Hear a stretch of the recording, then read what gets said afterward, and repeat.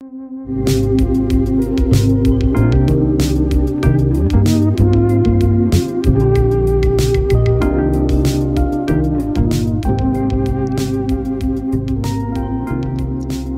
and welcome to the 113th Developer Update by Ergo. With me today, I have a very special guest from the real world life world of non-inside Ergo, Reva, who is a IS major at Cornell University and the vice president of the Cornell Blockchain Group. How you doing, Reva? Hi, Andre. Happy to be here. Thanks for inviting me.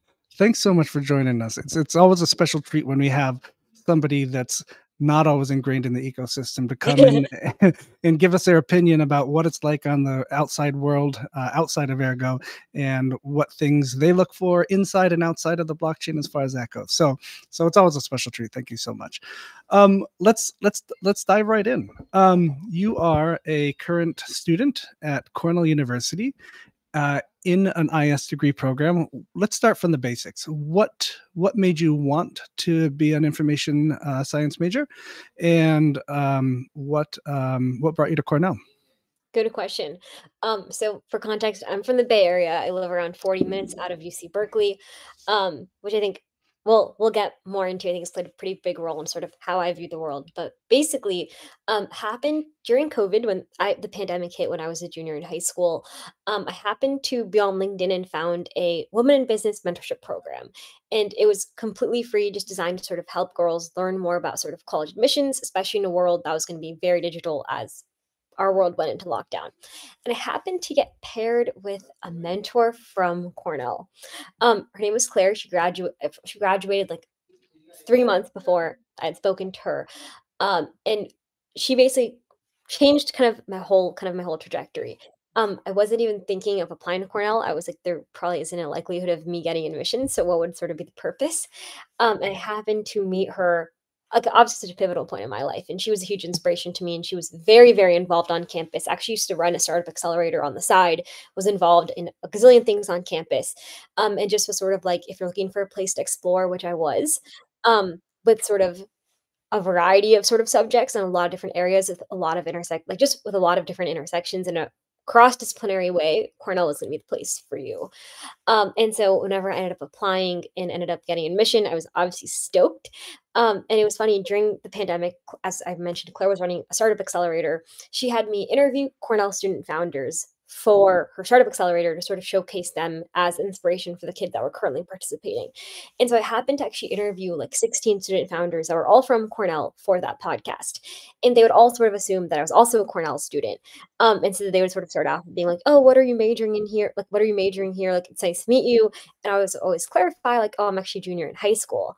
And they were pretty much like, one, they were incredibly amazing just to sort of talk to, but like, I was just so in awe of sort of how much time they would take out of their time to then and sort of out of their days to then tell me about campus life, sort of what drew them to come here. And they'd always kind of inspire me and also motivate me. They're like, you should definitely apply. We'd love to see you on campus. Like, it's so worth a shot, right? And so kind of a funny story there. So it sounds like you got sucked in early, and then you couldn't say no at the end because of the networking and relationships you had already made. That's a tough one. Awesome. All right. So once you were there and well into your major, what brought you into joining the Cornell Blockchain Group, and what role did you originally join in, or what was your intent in joining that, I'd say? And also before that, actually, what was your experience with blockchain tech before you even joined the group? Good question. So as I sort of mentioned, living out of UC Berkeley, I used to read the UC Berkeley newspaper that they publish, very similar to our Daily Sun that we have here. And they actually wrote an article about sort of blockchain and emerging market use cases back in 2018, 2019. So during my sophomore year of high school. I obviously had very primitive knowledge of finance, really didn't understand this, but thought emerging tech was cool and sort of loved this overarching use case, right, Andre, of how 1.4 billion people lack access to safe and accessible modes of banking.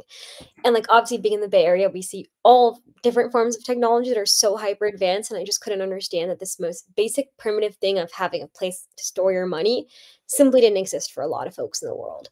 And so I think for me, what I really enjoyed was like, okay, well, how can we sort of use this decentralized means of transacting and then sort of enable those who haven't been equipped with these basic tools that we have here with the tools to do so. And so I happened to message like UC Berkeley's Women in Crypto org, which was called She 256, so play on Shaw 256. And happened to message him like, hey, I'm Reva, I'm a sophomore in high school, really interested in crypto, really driven to learn more. Back in 2019, Andre, there were very minimal learning resources, right? Way less than what we saw today. Obviously, there was a less hype around it, but we were sort of getting into that first bull, one of those second early bull markets as well. And so was like, "Can I join? Do you know if there's any space for me to come and join some of your programs?" And they were super nice and were like, "You can actually join our mentorship program," which I was blown away by. And so happened to get um, an amazing mentor from that program who was one of the co-founders of Wire, the on-ramp tool.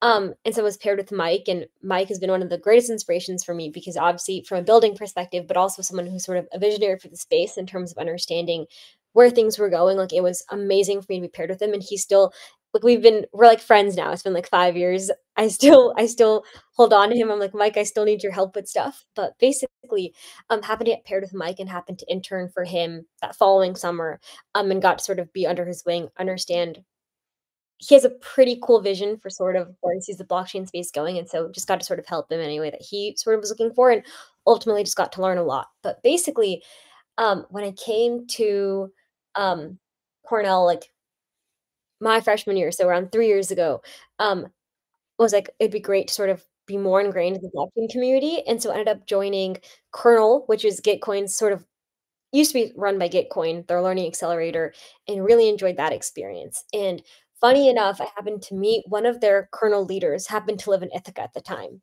And so I actually met with her, I want to say for dinner pretty early on in my college experience. And she was like, Reva, why are you so immersed in the blockchain world digitally, but not on campus? And I was like, well, one, I don't really know any members sort of in the blockchain club, and two, didn't really see a lot of girls in the space, right? And she was like, well, it doesn't really matter if you don't see a lot of girls, just because if more girls that are interested like you don't join, you're never going to see a switch, right? You're always going to see the same sort of masses of people. And she was like, it's okay to feel uncomfortable, right? That's totally normal. But why don't you at least go try? Like you haven't it, I hadn't even tried at that point. And so ended up joining the blockchain club, which is one of the by far the best decision I've made here at Cornell. Wow, Pretty really? That's a big thing. Dang. It's a big and statement.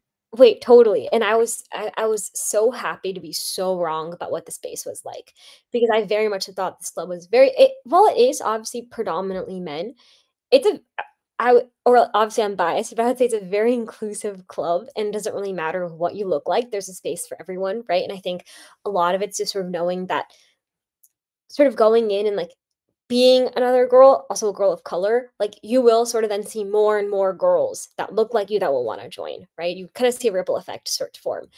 And so I think that was sort of a really cool experience that I was able to have early on, and I'm happy to see more girls that look like me joining our club too, which has been made me really, really happy.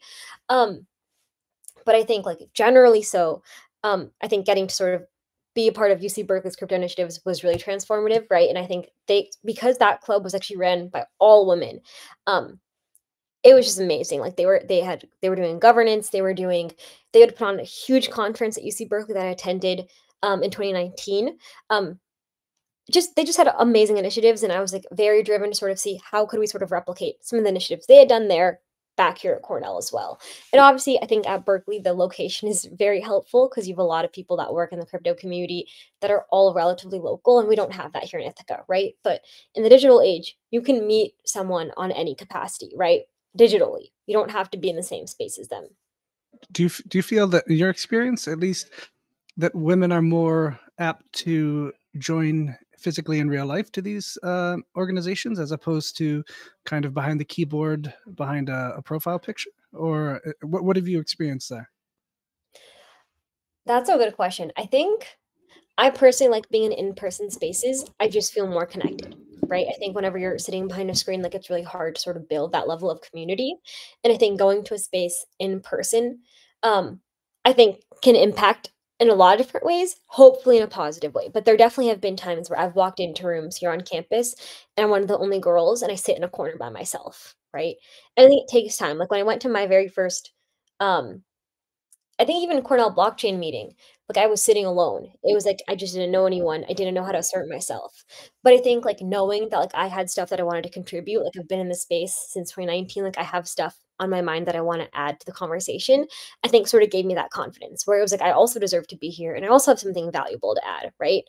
And so I think it just takes time because it's very terrifying at first to sort of speak up in a room where you don't really know anyone and there's no familiar faces, right?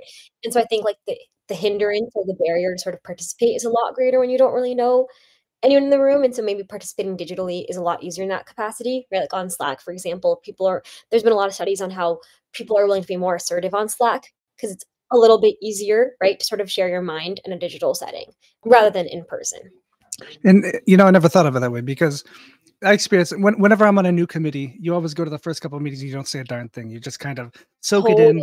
You're afraid to speak out. So that's a normal thing for me. But then on top of that, you also have to hit the barrier of being the only woman in the room at that time. So you're literally getting hit with two barriers: the normal social barrier that you experience when you're new to something and you don't want to speak up yet, and the barrier that you're the only woman in the room and people may question why are you here or why not or that kind of thing. So props to you. That's I never really put it in that kind of perspective. Totally, and I feel like naturally, like, if there's another girl in the room, you'll feel more willing to sit with her, right? And I think that also goes a long way.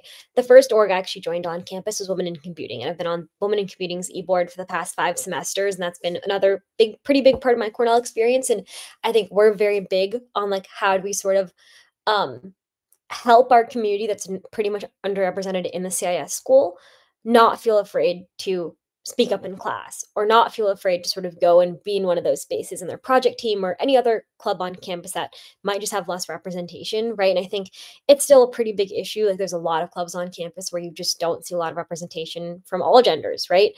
And I think we still have to do a better job here on campus equipping people that are underrepresented to sort of go and, like, be okay with those spaces. Like, I'm a pretty chatty person. Like, I'm not scared to sort of go and speak my mind, but that's obviously not a lot of people, right?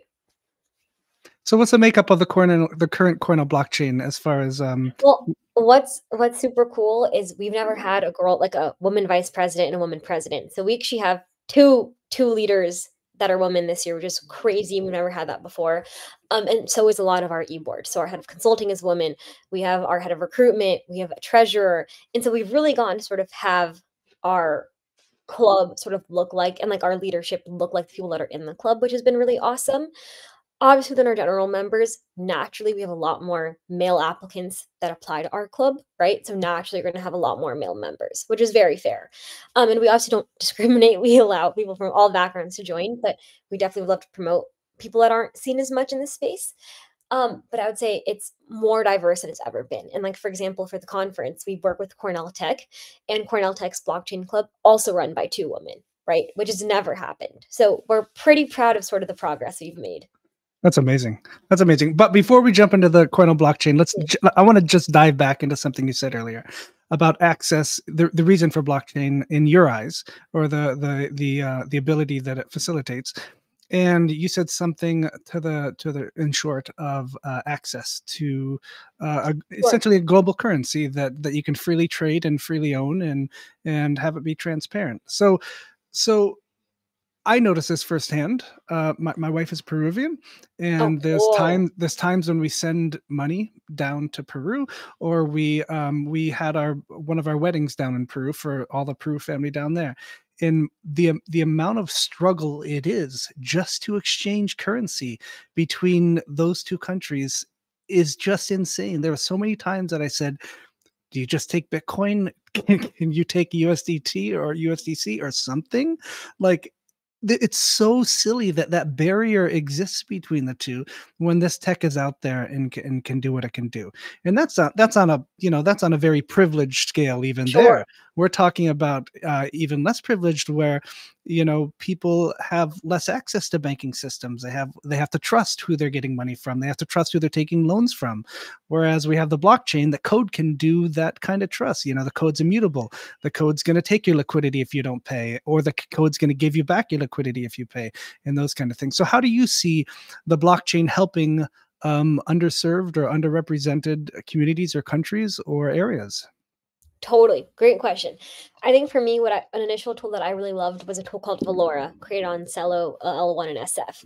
And what I loved about sort of Valora, which is their wallet, was she piloted it in Kenya, where they sort of went to underrepresented groups, primarily women in Kenya, who are part of tribal groups, and tried to understand some of their sort of payment issues that they were dealing with. And a lot of times they're dealing with hyperinflation there, right? But they were also dealing with very, very unsafe banks, banks that were constantly turning over or defaulting or just didn't have funds that people were to withdraw.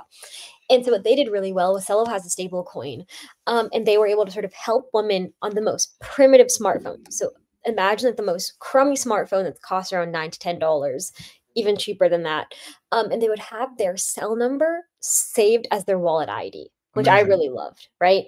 And then sort of being able to sort of transact simply through SMS, which is pretty transformative, also very useful, right? And I think the biggest thing though, Andre, is that whenever we introduce a new form of technology, there's a lot of considerations. Like I, for example, if you told me to shift all of my bank account and simply use my phone number as my wallet ID, I'd probably be pretty hesitant, Well, there's right? some security implementations with SMS duping and number duping and SIM duping. So Exactly. yeah, there's some pretty Exactly. And I serious think, implications. and like imagine people who have less familiarity with this, there's probably going to be some hesitancy, right? And so I think there still has to be a lot more work in terms of usability, for example. Like still whenever I use MetaMask, there's some words on there that I still am not familiar with, right? Or if I use Phantom, for example, or like I've never done staking before. And whenever I do go on staking platforms, I'm always a little bit skeptical. Even if I've seen these platforms exist in front of my eyes for the last 5 years, I'm still a little bit like, oh, like, is there a chance I don't get my money back? Is there a chance that that something could go wrong, right? And so I still think that from a general high level sense, like there still has to be a lot of work for a very basic usability. Like me and one of my friends were talking about cross bridging, right? Shifting funds from one chain to a different chain. And like that process was so complex for no reason. And I think part of it was we were doing something wrong. But it was like if we ourselves couldn't figure it out as two Cornell juniors, how are we expecting some of the other people to do it? You know what I mean? Yeah, yeah. No, exactly. There's systems and complexity in here that exist for no other reason than that's how the people coded it and that's what they could imagine. And then they're working on it. They're working on it, Totally. especially in Ergo, where we have, and you'll hear me talk about this during the DAO conference that I'm partaking in here, about Rosen Bridge, the thing we're working on for Bridge. Mhm. I won't go to it here because everybody that's listening knows what Rosen Bridge is. But yeah, I 100% agree. There's there's a tough relationship between trustability and assumptions and ease of use, and a lot of the times those don't always quite meet. So you get a very robust, secure system, but nobody knows how the hell to use it or what to Absolutely. do with it. Absolutely. And Or I you think get a simple system and the keys are in the holder of one person and everybody, like these, like the meme craze and the meme tokens, these projects, all the liquidity may be in the hands of one wallet that somebody owns. It's sure. not even a multi-sig, but everybody uses it because it's so easy to use this kind of stuff. So you have this disparity between the two, that there needs to be some sort of marriage where ease of use, usability meets also technically secure. Sorry, what were you going to say? Oh no, I was just gonna agree with you there, and I was gonna say that generally, like if we're trying to think about these more underrepresented populations, um, or just underserved communities, like infrastructure, I think has to also be a little bit more accessible. Like for example, like if I were to go and I want to look at transaction history, I could use Etherscan or I'll use Dune Analytics, for example, right? To sort of understand what's happening in the space. Well, we actually run an intro to blockchain class here on campus as part of our club, and I was talking about doing analytics and talking about creating dashboards and even some of these basic things that like I think are really cool that I think are useful for people to sort of understand and gauge how a protocol is performing. Like there just isn't as much access and transparency into sort of some of these systems, right? And like we also see like we do see a lot of misinformation and we see a lot of like, for example, there was a protocol that I was following that one of the founders came out and said that they have 12,000 daily users using their wallet. And I went on Dune Analytics and I saw that there was hardly 400 users, right? So we're seeing an exponentially raised number. And it was so interesting. I was showing this sort of dashboard to our class and we were like, just like because most people, or maybe I shouldn't categorize and make a wide casted statement, but it's like, I would get a lot of people guess a lot of people aren't looking at doing analytics dashboards and aren't thinking about sort of No, ecosystem a building, lot of them won't right? either, ever. Right? It's not their interest to do that, you know? Exactly. And so it's one of those things where it's like, okay, like we do have some tools to sort of create transparency. And like I'm a huge fan of doing like there's a lot of amazing tools out there like Masari that sort of help us understand where the space is going, but there still just hasn't been widespread usage. Well, Right? So that's the beauty of it. You know, that's the exact beauty of what the blockchain is, a transparent public ledger. So you were able to look at these claims that there were 12,000 wallets, that's what I and thought was so awesome. your bullshit Totally. detector went off immediately, and you were like, "Oh no, I can check this myself because I have the skill to do so." Exactly. And you checked it, and 400 wallets later, we see that a lot in the space. These claims, especially, you know, with scripting and the ease of use of creating wallets and transferring things as well, it's so easy to fake a user base like that. So you know, it's funny, we talk about trust and trustlessness and trusting the code, but people forget there is trust that people without skill have to put in people with skill at some point. That's the thing. Because like I can't expect women in tribal Yeah, areas, right, of Africa to look into this, right? And so it's like we have a responsibility of ourselves, sort of hold people accountable, but that kind of can seem inherently complex, right? exactly, exactly. All right, let's I don't want to keep you too long, so Totally. let's go to what you're doing next Friday on April 26th at the Absolutely. Cornell Blockchain Conference. It's on Roosevelt Island, which is a beautiful space in New York City. Absolutely gorgeous. You can get there like one of two ways, maybe, right? Or something like Yes. that. You can Um, take the subway, you can take the tram, you can Uber, lots of options. so from what I understand, it is a one day. Why don't you take it from here? What Please. exactly is it? Go for it. Great question. Basically, it's a one day, I would say one day conference dedicated to sort of collective learning. And I say collective learning because it's obviously a lot of students, institutions, researchers, like academics and industry professionals coming together to sort of share their thoughts on the blockchain space.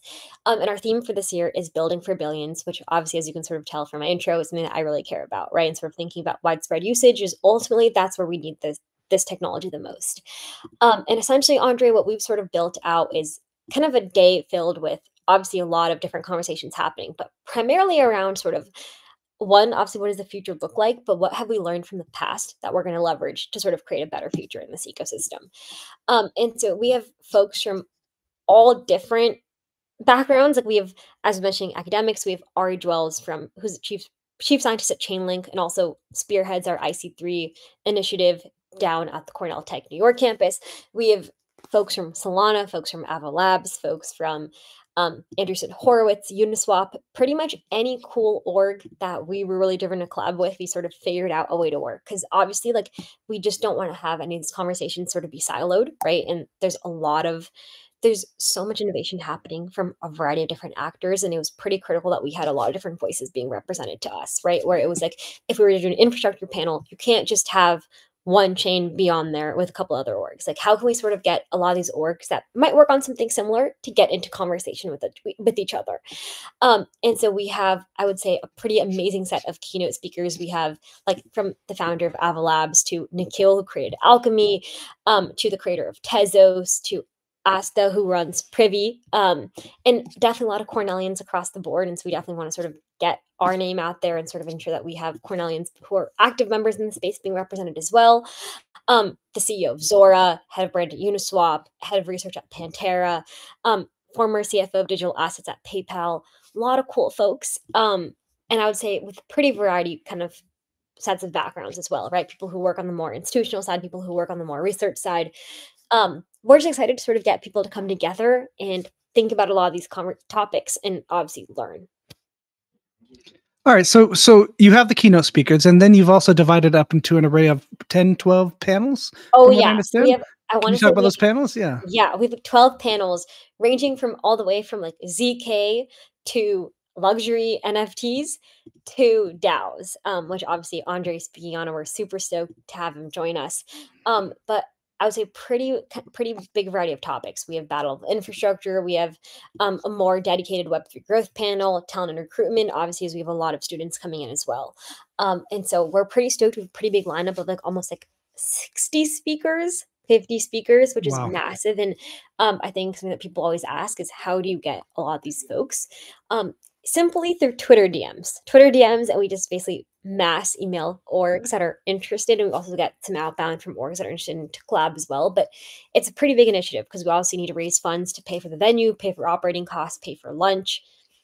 You know how it is. And so it's definitely a big undertaking. We work on it for around 5.5 months, and we're pretty intentional, right? We want to sort of have a lot of ground being covered and have productive conversation, right? Which is pretty big responsibility to sort of make happen as well.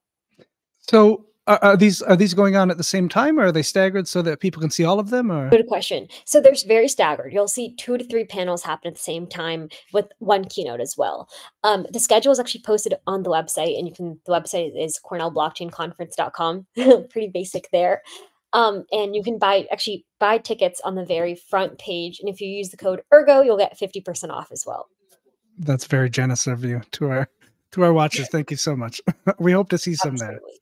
We definitely do. There's some um I'm trying to think of anybody that I know of immediately in the New York City area, but we'll see. It'll be fun to see who shows up. That's for sure. From Ergo. All right. So what panel is your favorite or you're looking forward to, and why is it the Dow panel? Okay, so I really like the Dow panel. I think for me in particular, I was actually talking to Professor Dwells about this earlier, Ari Dwells, who works at Chainlink and runs IC3. Just because I think DAOs inherently from the way that they've been structured, we've seen a lot of BS transparently, right? And we've seen, like, for example, We call them Discord DAOs in other spaces. exactly. And like I know something he was mentioning to me was how he's been doing a pretty heavy DAO research project, and he's been trying to assess what is the level of true decentralization that we've actually witnessed. And what he found was a lot of unfortunate things, right? Where we have people with different Discord usernames, but they're actually all one person. They just want more votes. Or some people actually aren't getting paid effectively as they're claimed to be. Some people actually aren't producing the work that they're supposed to produce and are able to still actually get funds regardless of that. Correct. There's no Um, recourse or check or trust the system in the way to pull those funds or distribute those. Yep. Yep. Totally.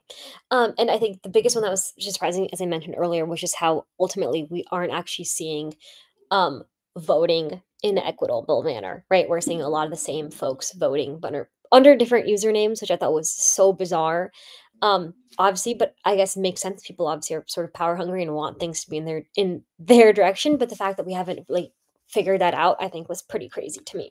S- Um, s- So this is right? this, we experience these kind of issues as well, but what we've broken it down to, at least, as we have I think I've mentioned to you, and I'll speak it at the panel.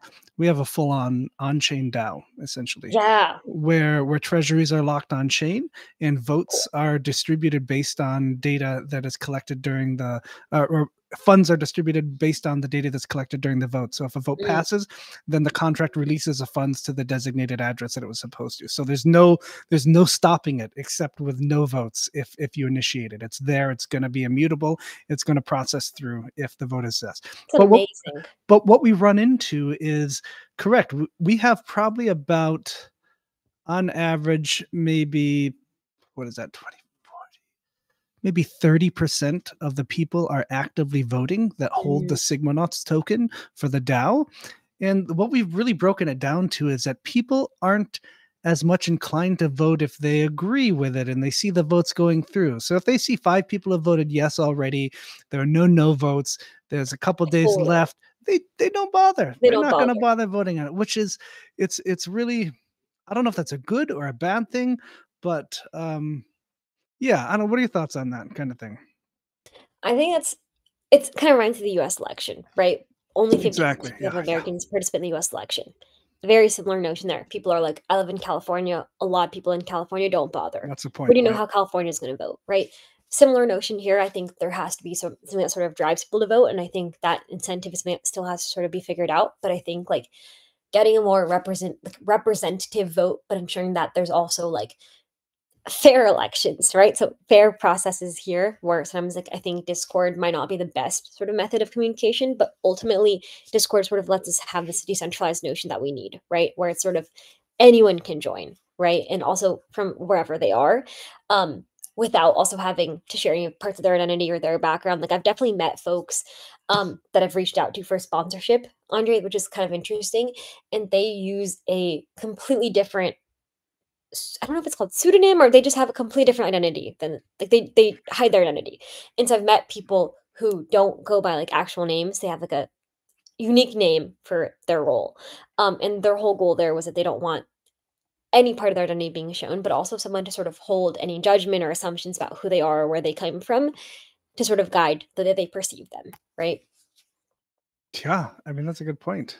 Um, that's the whole beauty of hiding behind a keyboard. Essentially, you get to make your identity. I mean, my persona, my name here on the dev updates and in the Ergo ecosystem is QX, which is based on Mm, the Perl coding language. Essentially, it's a command that lets you send a system command out to some other operating system or application, and you get the results back. Um, interesting. Yeah, so I use that exclusively, and that's mainly just because I don't want my name plastered around Google when somebody posts it up, kind of, pulls it up or Googles my name, essentially. So, totally. so, so, Totally. so that's that. But I totally understand that people would do that as a default there. But then again, the blockchain at least should facilitate that. If you have a proper DAO and you are handing out tokens to anonymous people in Discord, even, it doesn't necessarily matter that that person is anonymous when they vote in the DAO that you're in off of Discord with our on-chain DAO.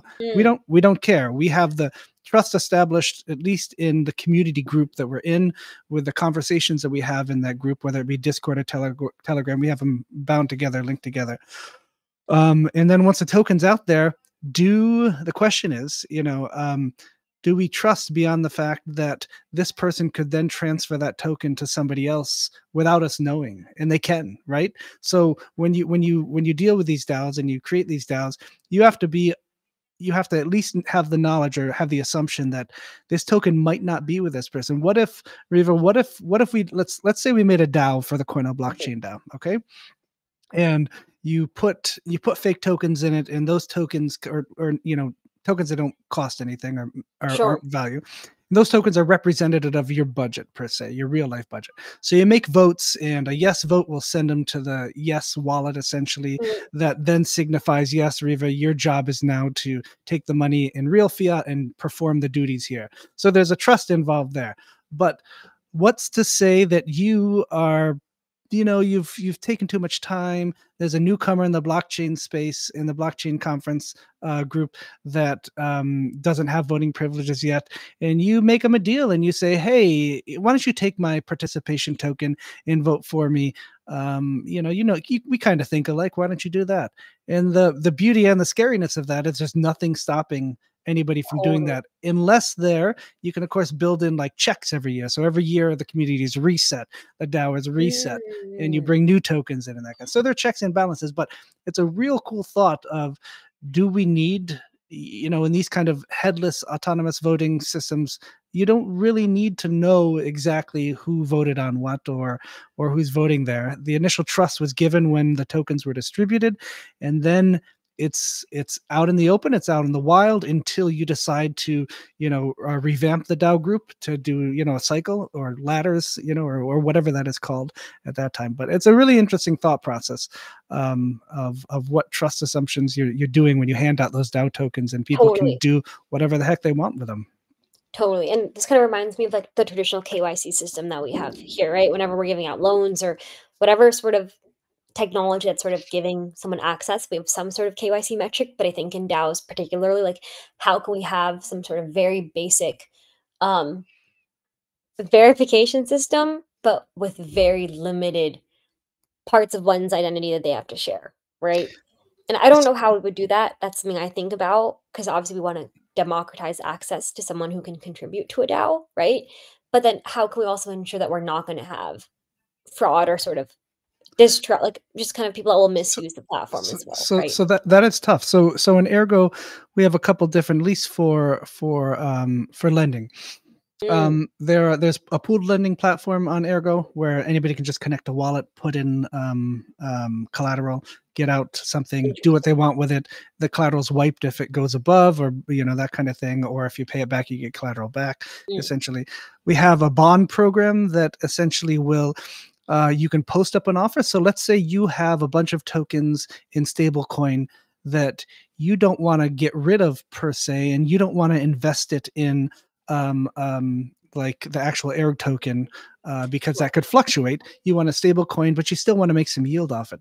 So you could either lend it to the pool lending, or you could put it up and say, hey, here is somebody's looking for 2,000 Mm, stable coin. I'm going to lend that to them at the rate that they say they want, and I'm going to have to be sure. okay with the collateral. So Ergo has that as well. We call them bonds. Essentially, it's just a P2P contract that's immutable, that two people reach an agreement, and it either has to be the evaluation, the maturity date of the bond, or else you can't liquidate it or pay it back, kind of thing Sure. before. So we Sure. have that, but there is something really neat that really fits my liking and perhaps yours, Mm, that has been developed. It's called Excel, and that was based on uncollateralized loans. So people could interesting. come to the site. They could put up a proposal. Right now, we're integrating it with something called the Good Things DAO, which utilizes a Kenyan cooperative to make loans to small Interesting. business people. So right now, what happens is people can come to the site. They can fill out a little document that says, "I'd like 200 stablecoin to be able to buy extra stock for my grocery store for the next 6 months." Mm, And if they're approved, then that money is then sent to I can't remember the name of the mission, but there's a missionary that's helping out over there, essentially to capture those loans, and it's distributed to them, and then it's just reminded of them to slowly pay it back. And that kind of thing is based on pay return the payment returns and reputation. So if somebody borrows the loan and they don't pay it back, they're probably not going to get approved for another loan the that's next one. coming out Sure. again. So in that instance, Excel is using kind of a social construct of who's a good Mm, actor, or who's going to be able to return these funds in the future. So far, I don't think we've had anybody pull back on the loans and not pay them back. There's another round going of people that are paying them back right now, so that's great. And this DAO was actually one of the third or fourth DAOs on the Paideia platform for the DAO and wow. Ergo, and we're working on setting that up as well. So, essentially, the co-founder of Ergo, Alex Kushti, did a couple raffles and fundraised, and essentially anybody who donated to those raffles would then Wow. be in the DAO. To be able to control all those funds and pick who they went to and manage that, and build the DAO from there for the thing. So there are also things we're exploring that are super neat and give access to funds that you normally wouldn't. I mean, this person Sure. in their location may have zero collateral to be able to come and say, "Hey, I need to buy a cow, or I need to buy some extra grain for this year to fatten up my cows for whatever," or that kind of thing. And they have no collateral to do that. Maybe they have a cow, or maybe that was already collateralized on something else that they had to do for a barn or a shelter. So Mm, this is really giving them access via the blockchain to something they would never even totally. dream of in the past.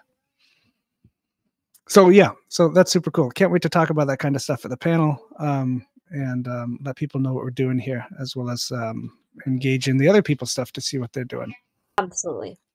So Friday the 26th, uh, most of the day, you just graciously gave Ergo listeners 50% off on their tickets if they want to go with the code Ergo from the Totally. Cornell And if Blockchain cost totally. Conference.com. Spot on.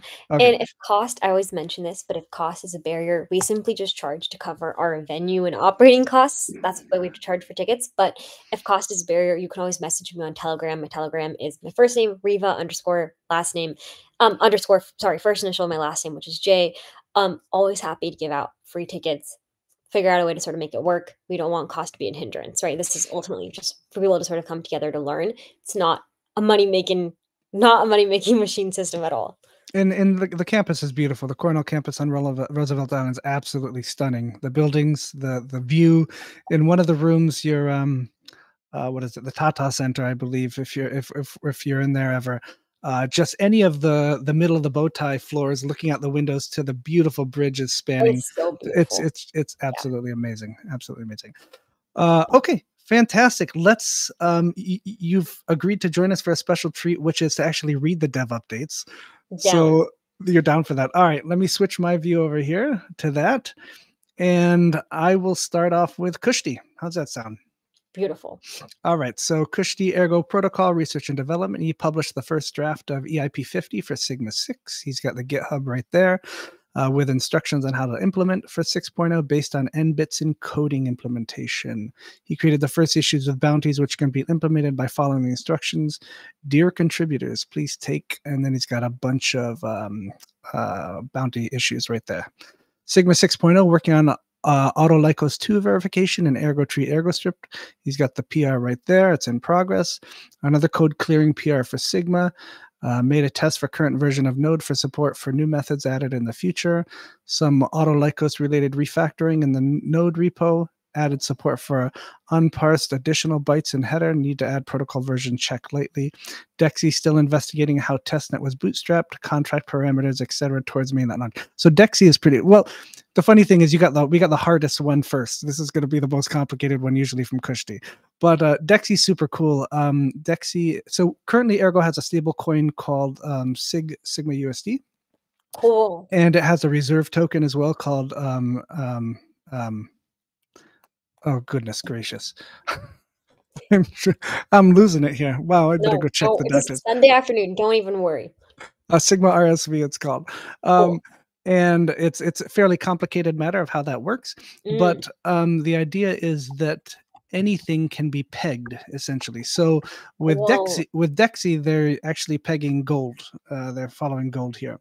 So Ergo is also really amazing at our oracles being decentralized. Right now for Sigma USD, we have a dozen oracles that pool together, and then there's consensus, and that is taken as the price of Erg for that oracle for Sig USD. With Dexy, same thing. It's Oracle version 2.0, which is much more clean and much more friendly towards the people operating it.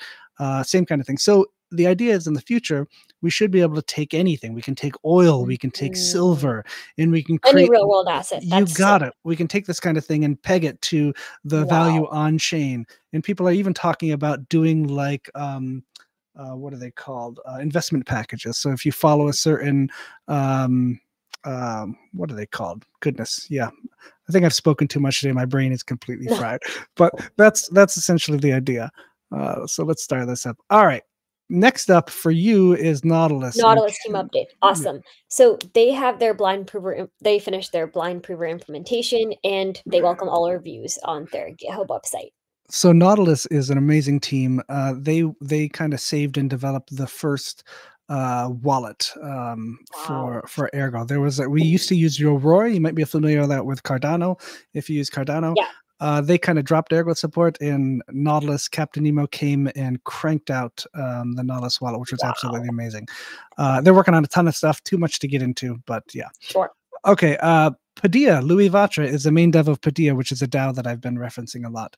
He updated to EIP 5, supporting AppKit, fixing dependencies that got refactored around. Prepared a PR for Plasma Toolkit to also use a script AppKit. So Paideia, this project took so long to create. It's very complex, at least in how it functions. It uses AVL trees to, I believe, if I'm saying this correctly, it stores the data off chain in an aspect, creates a hash of it, and then that hash is then stored on chain. So if anything ever happens, so when the votes are checked, essentially it checks a hash and it checks that, and if they're different, then you know something's been modified on the user interface that's up there that's brought on that. So it circumvents that, storing a massive amount of data on chain with using those hashes. It's a super cool idea. But again, Paideia's in beta right now, and Sigmanauts are one of maybe 4 or 5 groups that are heavily testing the beta. But it's an amazing DAO. We can't wait. It's coming to Cardano at some point. We can't wait for the rest of the world to see it. So super cool. Blitz fixed some small bugs in minting code. Blitz is an amazing card game that's being fully made on chain on Ergo, and I believe 2 other networks as well.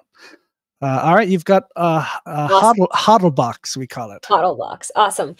They just started their AirDoge integration, and their box will unlock after 4 years, or if it reaches the certain, I'm guessing, ratio at 100x. They created their and they created and tested their smart contract, which works for any meme coin. That's super cool. And if prices reach to unlock an event, it's signed by the Hodlbox server, so we don't have to have an oracle for the meme coins. So Hodlbox is a bit of degen. A lot of stuff on Ergo, not a lot of stuff, but some stuff on Ergo, they're real financial tools, but we kind of label them degen finance Cool. simply because, I mean, you look at the fiat world, right? What isn't degen finance in the fiat world? I mean, some of the dirty stuff that goes on with that kind of stuff. So Hodlbox is essentially a smart contract that locks up things for a certain amount of time, and then you can't release it until that time has passed. So in the meme culture, essentially, it's one of those diamond hand kinds of things. So if you feel you want to protect yourself from yourself and lock up your assets so you can't touch them no matter what fluctuates, that's what this is for. And the Sigmanauts group is actually working on something called Sigma Lock as well, which allows you to control those parameters. So perhaps let's say I want to leave 5,000 ergs to my kid. Okay, I can go to the site. I can lock up 5,000 ergs. I can put my address in as a safety address if I want to. That's optional, and I'll get an NFT. That NFT is essentially the key to unlocking that after the time that I said. So I can give that key to my kid, and if they're a bozo and they lose that key and I'm still alive, I'll take my ergs back before the time locks out. Otherwise, if I pass away, then they'll have the key and they can unlock the tokens after that age maturity. So super cool projects you can do with UTXO and this kind of stuff in Ergo. All right. Oh, this is me, right? THCFN. THC is actually a music platform that they're building on Ergo. Think of like a place where you can organize, an artist can actually upload their master copy and send it down to like a mixture between Catapult, if you're familiar with that, which is like a artist distribution program, Spotify, all that kind of stuff mixed together. So he met with a project manager who runs an app development firm, as well as one of the more prominent bass music labels currently releasing. He has tried to do things like THC in the past, but nothing blossomed due to large players controlling too much of the stake. We run into that a lot, right? Too many big players don't want their bottom line wrecked by something else. His team may be able to donate time and energy to front-end development. They're going to meet every week or two to start developing a real game plan. And they showed mock-ups and boilerplate sites to others, got some interest from some angel investor types, but clearly no defined expectations of our goals. Super neat. That's a very ambitious project. This THCFN Liquid Phase, very ambitious dev. He does a lot of it himself. Absolutely fantastic. All right, we've got Canon Q with the field for you. So the field is a peer-to-pool pledging protocol where individuals can pledge assets, coins, or tokens to support a participant in competition. That's cool. And the project will be DAO driven and open source. And they basically are just updating that they're going to have more dev updates that they're going to announce next week. They're going to be leading the landing pages and then get some more stuff to get set up. They're still crafting a pitch deck in FAQ to sort of explain projects to folks. And you can join their Discord to sort of see how you can volunteer to help with their DAO and project, which is awesome. So one of the things that was, I mentioned earlier with the oracles is once you get, so Oracle is essentially just, if you're not familiar, I'll explain it. Even if you are, I'll explain it anyway. Oracle feeds are just getting data on chain trusted. Sure. That's it. So Kushti at one point in chat, maybe a month or two ago, said, "Hey guys, what would you guys like to see kind of worked on next?"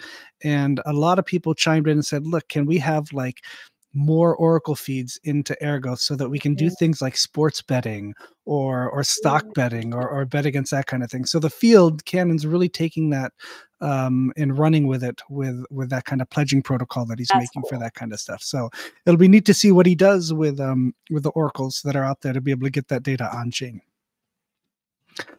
All right, we have Rest in My Eye with Sigmanauts, and Sigmanauts is a DAO that I spoke of. That's the main big DAO for the community in here. There was a proposal to move Ergo to Sigmanaut that passed. Proposal to send 1,000 orgs to Four Eyes to create Sigmanaut Pass. That's what I spoke about earlier. 150 ergs to the mining wallet. Sigmanauts also have a mining DAO that we've created as well that we're working on, which is great. Proposal to become a sponsor at the Cornell Blockchain is actually passed. It was active Oh, because this was on beautiful. Wednesday. Yeah. Wow. So now we have to worry about getting you that darn fiat. You guys got to start taking crypto, I tell you. I know. A new proposal for mining pool advertising is active. There's a discussion, weekly Spaces AMA sponsorships here that we can see. There's some updates about the mining pool that another person has a keys to the server besides myself, which is great. I've done a bunch of block notification bots over the weekend. That's me, by the way, QX. That's what I was talking about. Yeah. Block notification bots working on Telegram and Discord chats. That took a little bit. We've got token bonuses going, which is fun. It's now listed on mining pool stats. It's awesome. We're growing hash rate. And I buffered the wallet with 150 ERG to speed up payments to miners, which if we look at the vote above that passed, that I got that money back, thankfully, because the vote passed. We welcomed a new SigCan Mitch, Discord and security framework document for admins, moderators, influencers drafted. This is key. We were talking about security and assumptions. So many times you'll see, we not only see it in blockchain groups, but we started seeing it in influencer groups too. So if you go into a channel and you say, hey guys, how do I fix this? Or I'm having trouble with this, you will immediately be inundated with bots and people like DM you and saying, oh, hi, I'm so-and-so tech support. Can I help you with this? It's absolutely insane. No matter what chat you go into, no matter what blockchain, it's a cancer. Yeah. It's absolutely awful. So what we're working on is a comprehensive document on how to secure your telegrams, how to secure your discords, best practices. So like don't have ticketing systems on the side that suck you into a separate chat, because the normal user can't tell the difference between that and a scam chat. You know what I mean? So a lot of frameworks we're developing. We're also developing methods for influencers. We had in the last 2 weeks, we had influencers say, hey, my entire wallet's been drained. I can't believe it. What happened? And come to find out, they're contacted by projects that want to show them their games. So they get on a call, they download an executable, they run the executable. There's a game, done. Wallet's gone, absolutely gone. So we're also developing kind of a plan for them and safe practices using a virtual machine. It's a little complicated, but really kind of safety things. So that's what we're doing there. Then we're attending the Cornell Blockchain Conference. Super happy about that. On the DAO panel, a new section has also been added to the Sigmanauts webpage for media such as Ergo Podcast, Sigmatast, and YouTube channels. And then there's a link to all the meeting notes. And we even have the PDF that you sent me here right there for the blockchain conference. So that's good. Let me see. What do we have next? Here we go. Yep, PGR 456 for you. Awesome. They just released the first version of the Ergo library. I'm going to guess version 0.26, yeah, which supports current Sigma Rust bindings. This will basically allow projects based on the Go programming language to use Sigma Rust. Ooh, that's super cool. Basically enabling for transaction building, signing, minting of tokens via Go, and the developer doc is right there in the GitHub link there as well. And the repository with usage for examples and sort of how to do this in a helpful way is currently a work in progress. And they're also working on the Oracle core, which they submitted on GitHub, which should be ready. Which should fix any buyback issues people were experiencing. And they also updated the Rust toolchain and fixed a failing test that was happening as well. And they're also working on bug fix updates and are thinking about implementing a Coinbase Rosetta for Ergo using their Go-based SDK.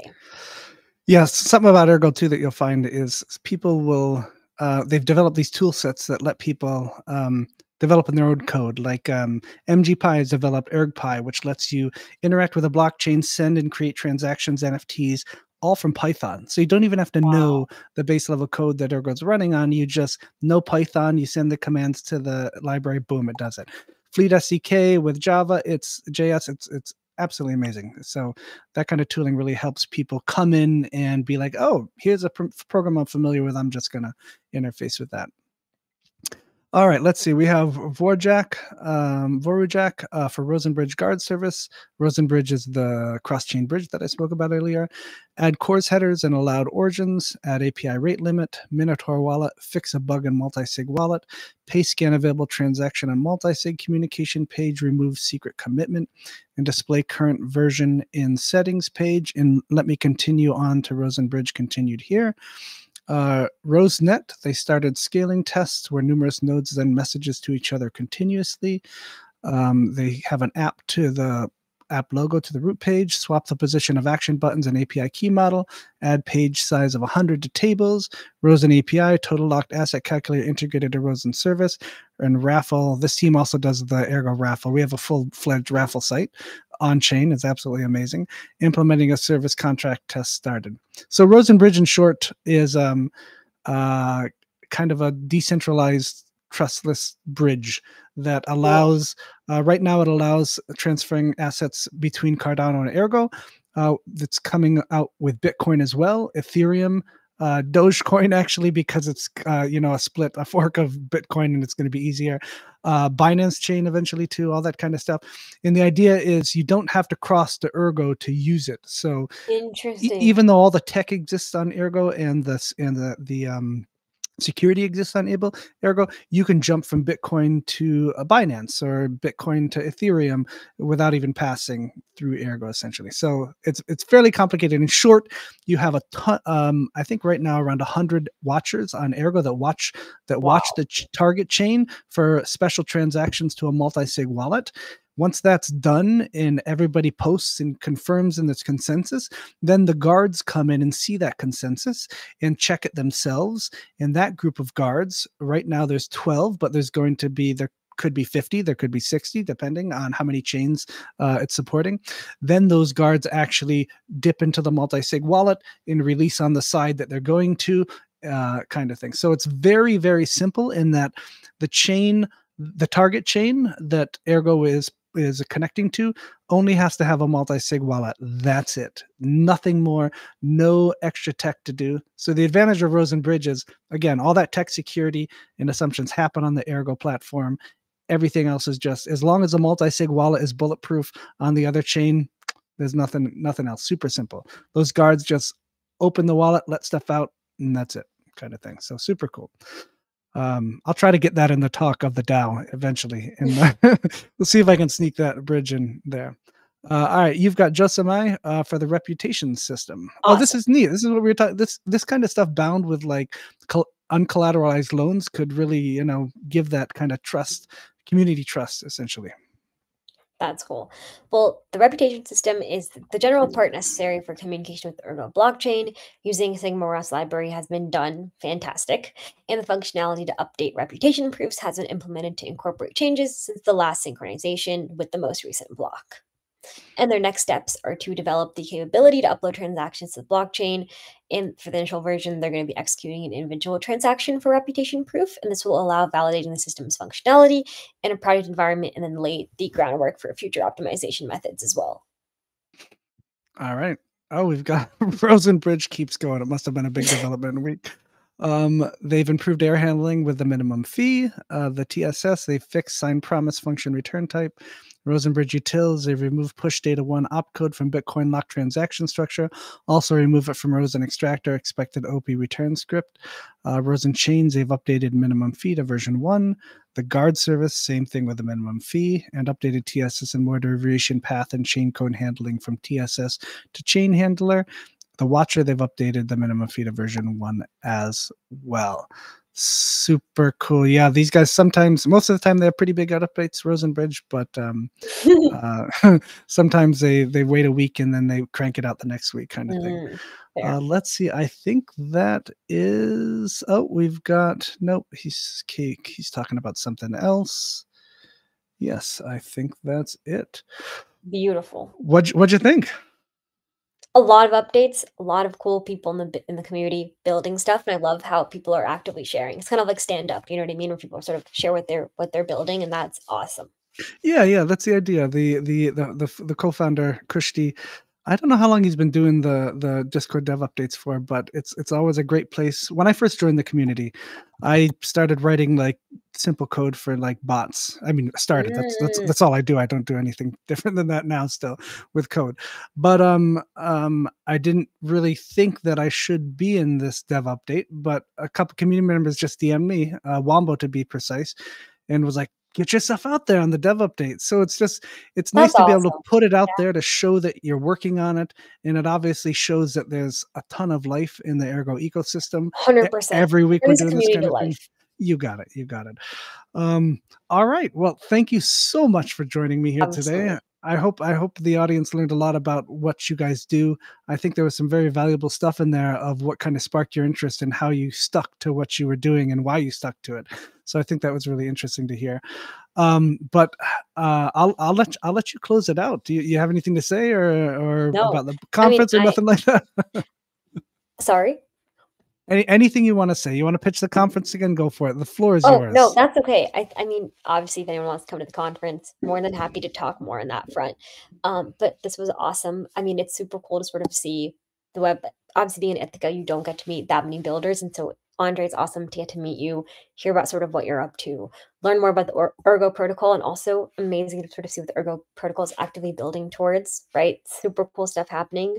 Thank you for letting me come on and share some of my journey. But this is awesome. You guys have a sick community, and I love how intentional you are about how you've crafted this as well. Right, Andre? Very, very intentional. And that's very obvious to a newcomer like me. That's very kind of you. Thank you so much for joining us, and I'll see you Friday, I guess, or Thursday night, I Absolutely. guess, before at the Thursday dinner. night. Absolutely. Fantastic. Thank you Thanks so so much, much. Reva. Ciao.